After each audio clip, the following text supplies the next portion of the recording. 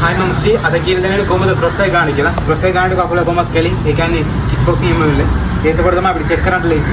පිටිපස්ස කකුල ඔයාලට පුළුවන් පරතරයට තියාගන්න. ඒ ඔයාලා cross side ගන්නකොට හැමදාම මේ පාට එක වදින්න ඕනේ පොළවට. ඒකෙන් තමයි power එක generate කරන්නේ. cross ගන්නකොට පුළුවන් තරම් load කරන්න ඕනේ මගේ chest position එක. රිමයින්ඩ් chest එක මම මේම කෙලින් ඉන්නේ.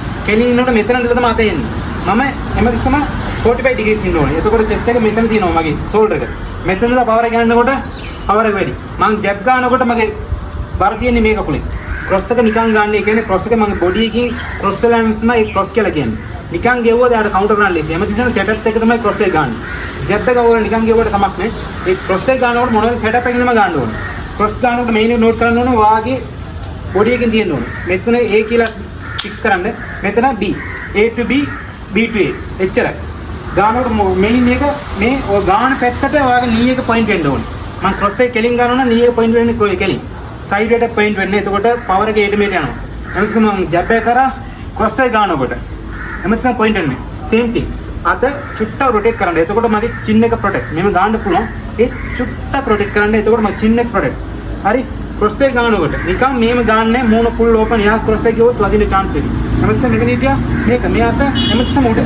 මෙතන. හරි.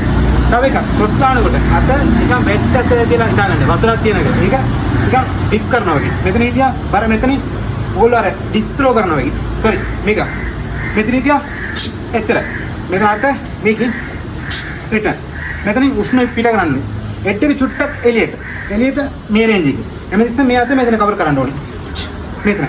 මේ වගේ ගන්න. ඕගොල්ලන්ට ගන්න අමාරු නම්. ඕගොල්ලෝ බිග්නර් නම් මේ වගේ බෝලයක් හරි මේකක් ගන්න. cross එක ගන්නකොට මේ කකුල මෙතන.